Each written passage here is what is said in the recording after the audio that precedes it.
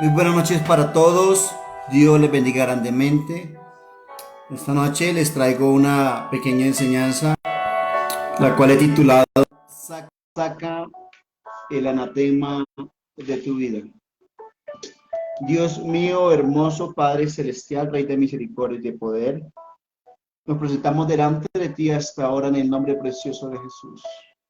Y te pedimos, Señor precioso, que seas tú dirigiendo esta enseñanza, que seas tú hablando a los corazones, que seas tú, Señor hermoso, precioso, abriendo nuestros ojos, que seas tú quitando todo velo mágico, toda venda mágica de los ojos, de la mente, que seas tú abriendo nuestro entendimiento, nuestros oídos y sobre todo nuestro corazón, Señor precioso.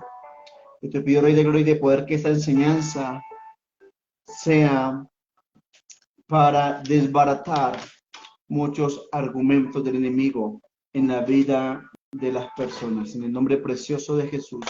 Amén y amén. Bueno, una enseñanza muy chévere, se llama Saca el anatema de tu vida. Vamos a ver un poco más adelante la definición del anatema, que es el anatema. Pero antes de eso, quiero hablar de algunos antecedentes históricos en la Biblia, antes de comenzar a hablar del anatema. Pueblo de Israel va camino a la tierra prometida. ¿De dónde a dónde? Sale de cautividad de Egipto por mano de Moisés y tienen una ruta hacia la tierra de Israel, hacia la tierra de Canaán.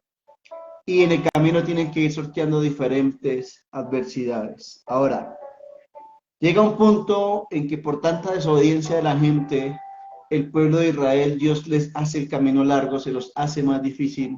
El pueblo comienza a murmurar y a criticar. Y Dios permite que una ruta que quizás era por ahí de 18, 20 o 40 días, se le vuelve una ruta de 40 años. Muere Moisés. Entonces había una persona que siempre estaba al lado de Moisés. Siguen en la ruta, ya están cerca de llegar. Y Dios nombra como sucesor a ese varón que siempre está cerca de Moisés. Nombra a Josué. Y el Señor le dice, así como estuve con Moisés, estaré contigo todos los días de tu vida. No te abandonaré. Y el poder que había mío en Moisés también estará en ti. La unción que acompañó a Moisés te acompañará a ti. Como yo le hablaba a Moisés, te hablaré a ti. Entonces Josué recibe esa responsabilidad de continuar liderando el pueblo de Israel. Viene una toma en la cual ellos, la tierra que Dios les iba a dar no era que estuviera vacía, sino que tenían que irla conquistando. Entonces viene una toma muy importante y es la toma de la ciudad de Jericó. Resulta que ellos tenían que cruzar el Jordán y al cruzar el río Jordán se encontraban con una ciudad grande, poderosa y fortificada. Se cree que sus muros eran hasta de unos 12 metros de alto por 4 metros de espesor. Era una ciudad fuertemente armada, fortificada y tenía hombres de guerra. Era una ciudad muy grande.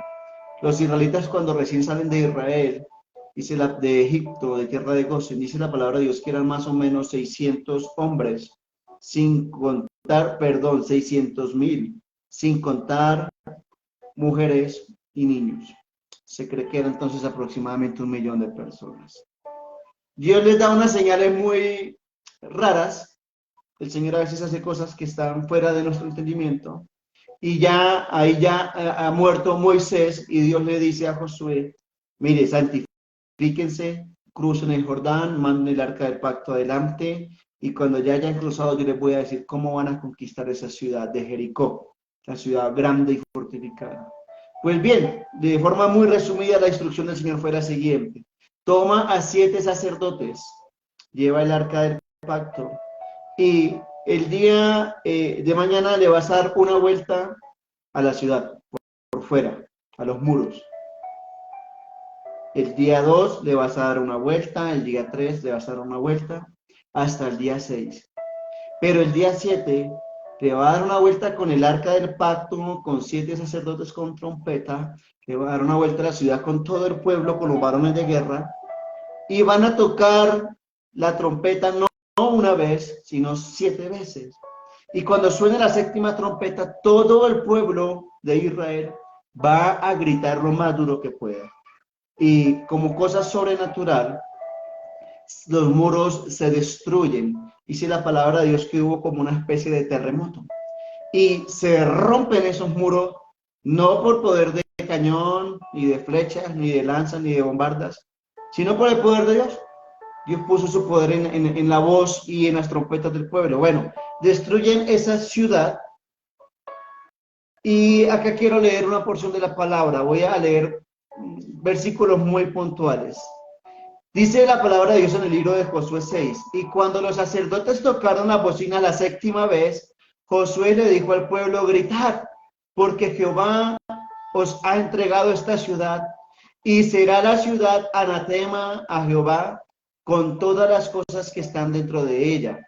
Solamente Rahab, la ramera, vivirá con todos los que estén en su casa, por cuanto ella escondió los mensajeros que enviamos a hacer el reconocimiento antes de atacarla. Pero vosotros, o sea, todos los hombres que iban a entrar a la ciudad, guardaos del anatema, no lo toquéis, ni toméis alguna cosa del anatema, no sea que hagan anatema el campamento de Israel y lo turben. Mas toda la plata y el oro y los utensilios de bronce y de hierro sean consagrados a Jehová y entren en el tesoro de Jehová.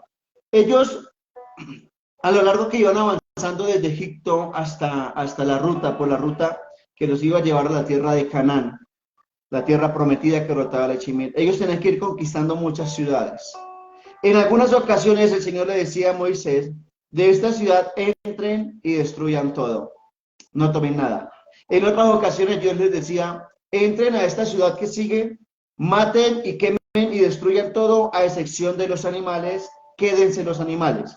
Los pueden llevar, los pueden criar, se los pueden comer. En otras ciudades el Señor les decía: destruyan todo y cojan el oro y la plata y las riquezas para ustedes. Pero en esta ciudad pasó algo importante. El Señor dijo: yo no quiero que quede nadie vivo de esta ciudad.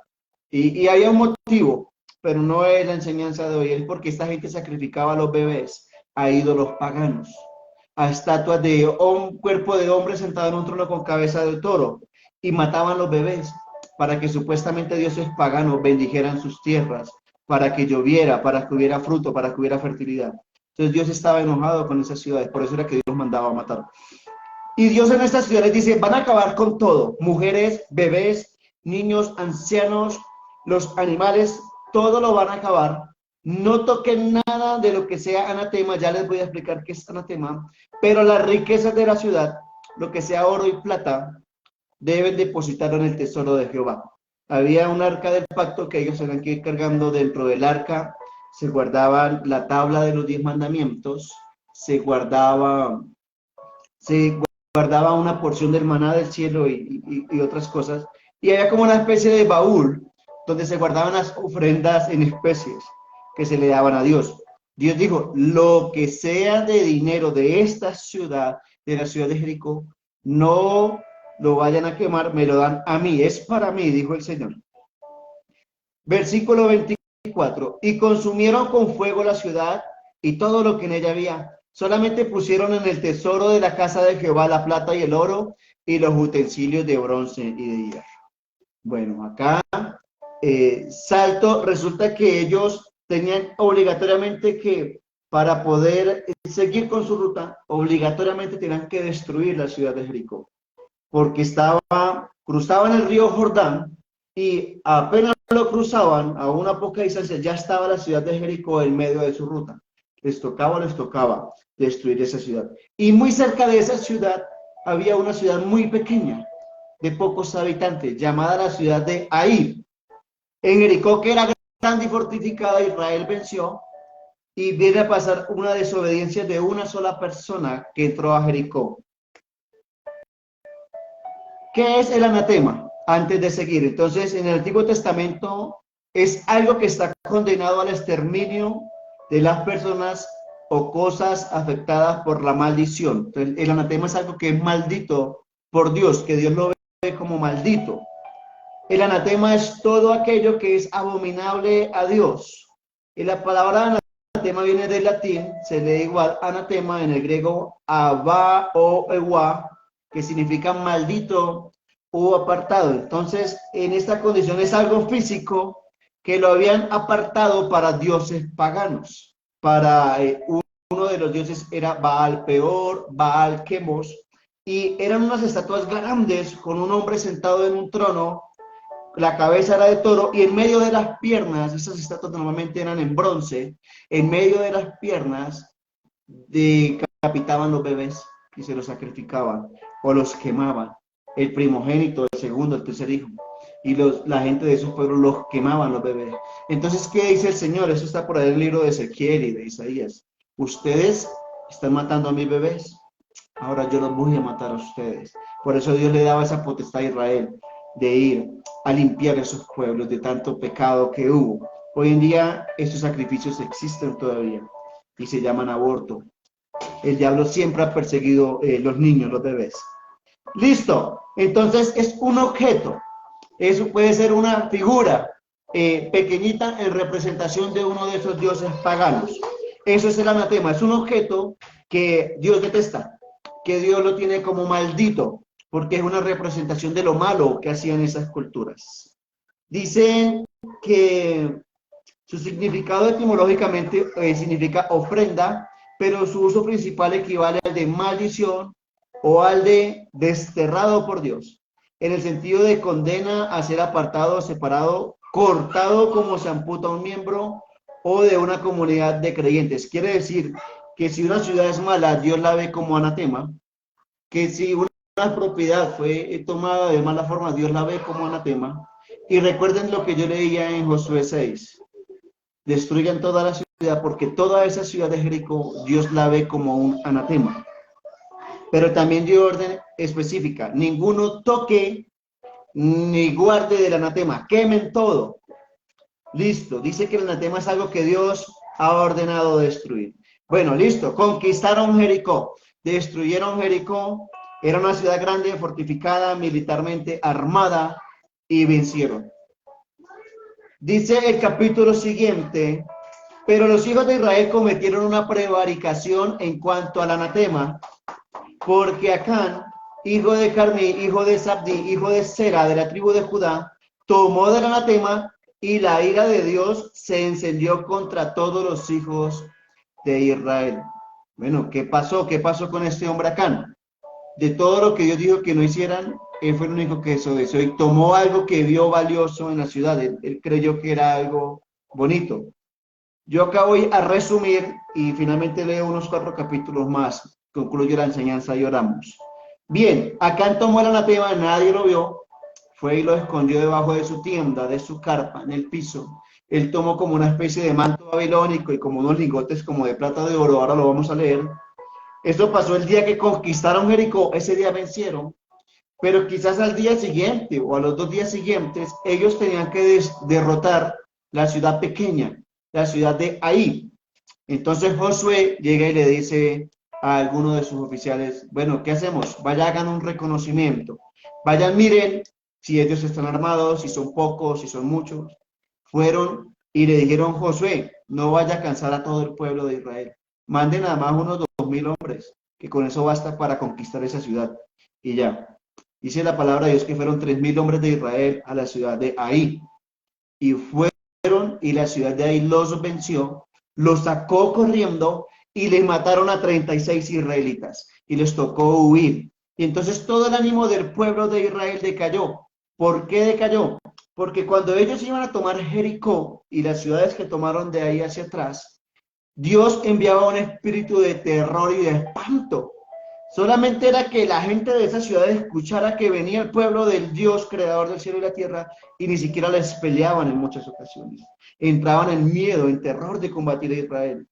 Y entonces el pueblo se desanimó porque dijeron, mire, eso es una ciudad pequeña, nos derrotaron, ¿ahora qué vamos a hacer? Ahora los pueblos pequeños y aledaños se van a reunir y nos van a matar. Van a ver que Dios ya no nos está respaldando. Ya Dios no nos está defendiendo. Y Josué se desgarra las vestiduras, se tira a llorar quizás todo un día, toda una tarde delante del arca de Dios. Y él lamenta la muerte de su pelotón de israelitas. Y el Señor lo regaña. Le dice, ¿por qué lloras? Levántate, levántate. ¿No ves que hay algo maldito en el pueblo de Israel? Me han desobedecido. Entonces el primer pecado fue desobediencia. Hay anatema de que les dije que no tomaran. Hay anatema en el pueblo y por eso han sido derrotados. Y el Señor les dice algo muy importante. No podrán continuar venciendo sus enemigos. Delante de sus enemigos saldrán huyendo y morirán. Y no estaré con ustedes porque ustedes no me quieren obedecer. Hay ídolos paganos, hay idolatría, hay anatema en medio del pueblo.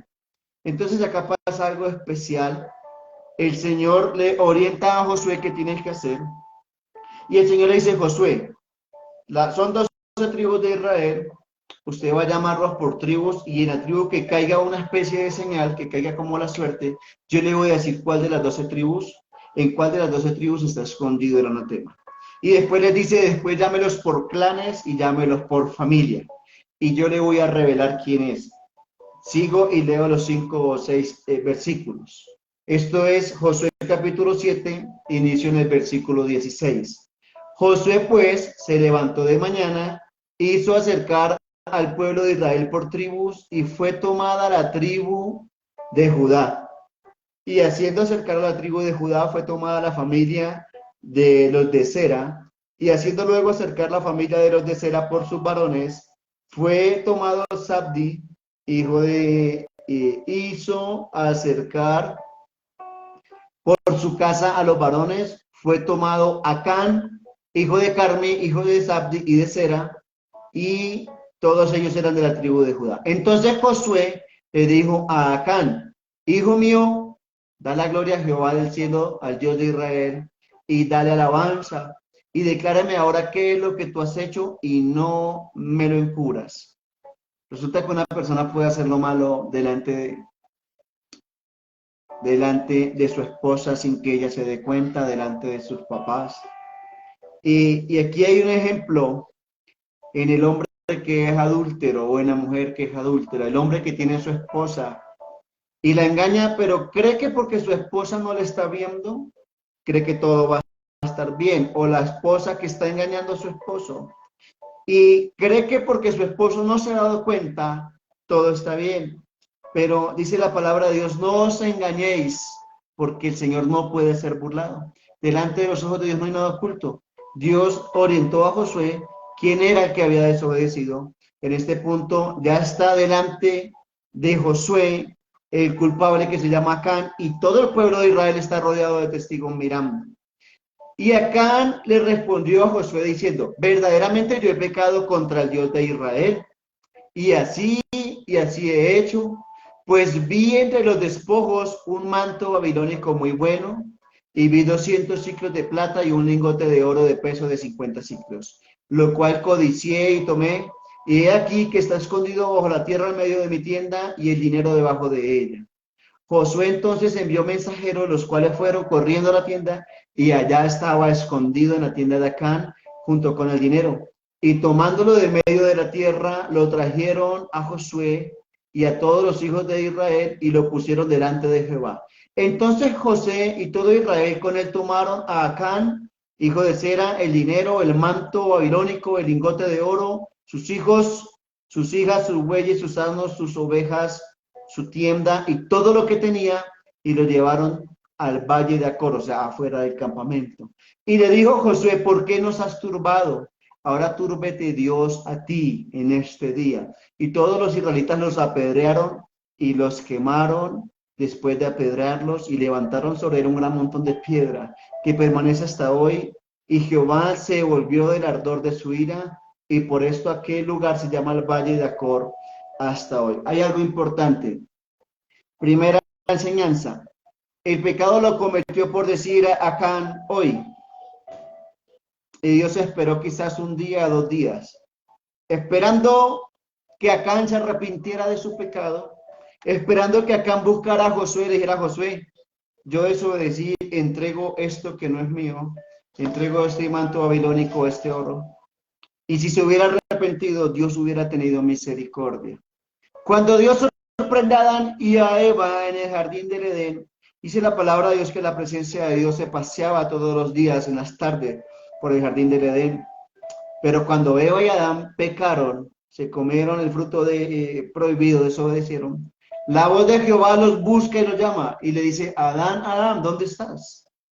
Y Adán se esconde, se queda callado por unos momentos y después le dice, estoy aquí escondido porque tuve vergüenza de estar desnudo. Y Dios le dice, Adán, ¿qué has hecho? Dios todo lo ve, todo lo sabe, todo lo conoce. Realmente lo que se puede entender es que Dios lo que quería escuchar cuando le pregunta a Adán, ¿qué has hecho? Era que Adán le dijera, Señor, perdóname, desobedecí, me arrepiento, te pido perdón. Quizás Dios hubiese tenido misericordia, no los hubiera echado del jardín del Edén. Pero lo que Adán hizo fue echarle la culpa a su esposa. La mujer que me ha dado por esposa me ha dado de comer del fruto. Y después Dios le pregunta a Eva, Eva, ¿qué has hecho? Y Eva no reconoce su culpa tampoco, sino que le dice, la serpiente, que era más astuta que todas las bestias, me engañó. Y comí y le di de comer a mi esposo. No se arrepintieron. Y es curioso porque ninguna de la parte de Génesis, hasta donde nombran a Adán y Eva, nombra de que ellos hubieran ido con un corazón contrito y humillado delante de Dios a arrepentirse. Eso mismo pasó con Acán. Acán tuvo quizás un día, día y medio, 2 días para arrepentirse, no se arrepintió. Segunda enseñanza es que la cabeza en un hogar tiene mucha autoridad. Delante de Dios, hombre y mujer son uno solo. Somos iguales delante de Dios, pero Dios pedirá cuenta al hombre, al varón de la casa, por su hogar. Diferente que ya el hogar sufrió una afectación, una separación, la mujer es la que es la cabeza del hogar, pues ella es la que tendrá que rendir delante de Dios y cuenta de cómo ha criado a sus hijos y cómo ha administrado lo que Dios le ha dado. Pero cuando un hombre está provocando la ira de Dios, o la cabeza de la casa está provocando la ira de Dios, el enojo de Dios no cae solamente sobre esa persona. Lo que leíamos acá dice que sacaron todo lo que había escondido Acán, sacaron su esposa, sus hijos, sus animales y sus pertenencias, y las quemaron y los apedrearon. Ahora bien, por un lado Jehová se enojó porque Acán tomó el dinero que ya estaba consagrado para Jehová. Pero el manto babilónico también tiene otra enseñanza. No voy a hacer mucho énfasis en esto, pero la gente de esa tierra, ¿qué hacía con esos mantos? Esos mantos tenían simbología y tenían unos colores específicos. Cuando se refiere al reino de las tinieblas, cada color tiene un significado. Si es algo rojo, entonces están simbolizando sangre. Si es algo amarillo, es para atacar las finanzas de las personas. Y así sucesivamente. Pues ese manto tenía una cantidad de simbología y de colores donde quizás esa gente de Jericó se arrodillaba a levantar oraciones a esos dioses demoníacos, a esos dioses paganos. ¿Sí? Entonces el enojo era doble, digámoslo así, o triple: desobediencia, tomó del tesoro de Jehová y tomó de ese manto babilónico que era un objeto maldito, porque por medio de ese objeto y lo que hacían con ese manto era invocar demonios, dioses falsos, dioses paganos. Entonces la maldición, la bendición entra por la cabeza. Mirad cuán bueno es, gracias Espíritu Santo de Dios, dice la palabra de Dios, mirad cuán bueno y agradable y deleitoso es que habitemos los hermanos todos en armonía. Su bendición será como el rocío que baja del monte Hermón y del Carmelo, descenderá por la cabeza de Aarón, y de ese aceite descenderá por la barba de Aarón y bajará hasta el manto. ¿Qué quiere decir? Que Aarón es hermano de Moisés, pero Aarón fue uno de los primeros sacerdotes constituidos por Dios. ¿Qué quiere decir esto? El hombre es sacerdote de su hogar. En el caso, pues, que la mujer sea separada o viuda, pues la mujer es la sacerdotisa del hogar. Entonces, la bendición viene por el sacerdote o la sacerdote del hogar. Ustedes son linaje escogido, dice la palabra de Dios. Son real sacerdocio. Entonces, la bendición entra por la cabeza como un aceite y desciende por las barbas. ¿Cuál es la barba? Su esposa. ¿Y cuál es su manto? Sus hijos. Pero así como la bendición entra por la cabeza y desciende por su familia, así mismo también es la maldición. Miren que Dios no castigó solamente a Acán. Por culpa de Acán, todo el pueblo de Israel perdió la batalla en Ahí. Por culpa de Acán murieron 36 hombres de guerra de Israel. Por culpa de Acán murió su familia. Por culpa de Acán y del anatema fueron humillados delante del pueblo, apedreados y quemados. Esta enseñanza es tremenda porque no solamente se puede referir al hogar. Un ejemplo, si el gobernador de X departamento en el país le gusta la brujería, le gusta la hechicería, le gustan los pactos con la tiniebla, adivina qué pasa con el departamento que él gobierna. La maldición comienza a descender por el pueblo. De hecho, hay una palabra de Dios en el libro de Levítico, si no estoy mal, está en el Pentateuco, los 5 primeros libros, dice, no maldecirás al príncipe de tu pueblo. Es decir, no maldecirás. Escúcheme que me están llamando acá, me interrumpe la transmisión de mí. No maldecirás al presidente. Hay que orar para que Dios toque el corazón de las cabezas, de las autoridades, porque sobre ellas, desde ellas desciende la bendición de Dios. ¿Qué es el anatema? Es algo que es abominable delante de Dios. Ahora yo quiero que cada uno de ustedes medite por un minuto qué clase de anatema tienen en su vida. No tiene que ser precisamente algo físico. No tiene que ser una estatua de el dios Nana de por allá de Irak, de la diosa Inanna, de Artemisa, de Astarot de Egipto. No tiene que ser precisamente una estatuilla de el niño de Antoche, que es como el diablo ha engañado a los mexicanos diciéndoles que esa es la representación del niño Jesús. No es solamente una figura, una estatua, un altar que tengamos en la casa, sino que el anatema también puede ser odio guardado en nuestro corazón, falta de perdón, puede ser rencor, ira, enojo. Anoche hablábamos de las obras de la carne y decía que eran hechicería, borrachera, disensión, adulterio, fornicación, enojos, pleitos, contiendas.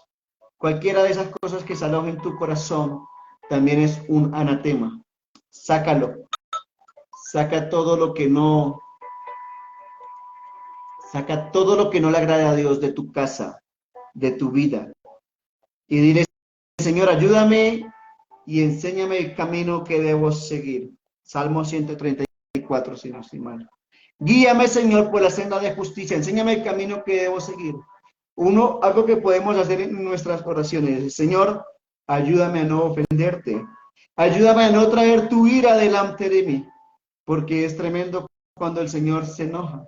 La palabra de Dios nos enseña que Dios es amor, que Dios es misericordioso, pero también nos enseña que Dios es fuego consumidor. Es fuego consumidor. Amén. Padre maravilloso, Rey de gloria y de poder, santo eres tú, maravilloso y misericordioso. Yo te doy gracias por la vida de cada una de las personas que me está viendo a través del Facebook, que va a ver este video a través de YouTube, que me están escuchando, que me están viendo a través del Meet. Yo te pido que tú toques sus corazones y que así como tú revelaste el pecado de Acán a la cabeza de tu nación Israel, que era Josué, que también reveles en nuestros corazones qué es aquello que tenemos oculto que a ti no te agrada. ¿Qué anatema tenemos escondido, arraigado en lo profundo del corazón, en la casa, quizás en nuestra forma de hablar, quizás en nuestra forma de tratar a nuestra esposa, a sus esposos, a sus hijos? Muchas veces somos fuertes y somos ofensivos con el tono de nuestra voz, no cuidamos nuestras palabras. Y tu palabra nos enseña, Padre Santo, que sobre toda cosa guardada debemos guardar nuestro corazón y que no solamente daremos cuenta de nuestras obras, sino de toda palabra ociosa que salga de nuestra boca. Limpia nuestra mente, Señor. Limpia nuestro corazón. Limpia nuestra casa, Señor. Padre, en el nombre precioso de Jesús, declaramos ahora inoperante toda obra de las tinieblas, toda obra del oculto, Señor. El enemigo es espíritu también y él necesita de personas malvadas que hagan lo malo. Le siento compartirles esto y termino. En alguna ocasión estaba yo viviendo en el norte de Bogotá y yo sentía a ciertas cuadras de distancia cuando lloraba que había algo que me hacía oposición, que había algo malo, algo fuerte. Y viajé a en vacaciones, viajé lejos y el Señor me mostraba que había como una lucha espiritual de alguien que estaba haciendo lo malo, haciendo oraciones contrarias. Y 3 días después sale por las noticias que encontraron una cantidad de animales sacrificados, al parecer en ritos satánicos, diabólicos. Eran animales como chivos, cabras, algunos conejos, algunas gallinas. Y poco después el Señor me mostraba en mi mente, en el espíritu, cómo había personas que mientras que tú estás durmiendo en tu casa, pasan a tirar tierra de cementerio en tu andén. ¿Tú sabes qué significa eso? Pues muerte. ¿Qué es lo que más tiene la tierra de cementerio? Muerte, enfermedad, sequedad, tierra árida, miseria. Para que se seque la salud de los que viven ahí, para que se seque el nivel espiritual, para que se sequen los deseos de orar, para que se muera la economía. Que el Señor reprenda toda obra de las tinieblas, porque la humanidad no entiende y no sabe que vivimos en medio de una guerra. Nuestra alma es tan valiosa que hay 2 reinos peleándose constantemente por arrebatarla. El reino de los cielos para que nuestra alma viva eternamente y el reino de las tinieblas para que nuestra alma sea condenada en el día del juicio donde el Señor va a castigar a todos los ángeles que se rebelaron contra él y que hoy en día son los demonios. Dios les bendiga, los cubro con la sangre del Cordero. Cuando uno habla temas como estos, cuando uno enseña temas de idolatría, de brujería, de hechicería, cuando uno ora en intercesión, en guerra espiritual, el enemigo se va a levantar, te va a querer atacar, te va a decir no te conectes más, me va a querer atacar a mí para que yo no haga esa transmisión. De hecho, hoy a mí se me quiso levantar acá en el hogar, pero en el nombre de Jesús le quitamos toda atención al enemigo, porque nuestro corazón y nuestra boca debe ser para buscar y hablar de Dios. Obviamente debemos aprender contra qué estamos luchando para poder contrarrestar. Dios me les bendiga grandemente. Mi gente bella del Facebook, si le pareció de bendición esta transmisión, por favor, compártala con un familiar. Dios los bendiga grandemente y si Dios lo permite, el lunes estaremos transmitiendo un nuevo live en el Facebook.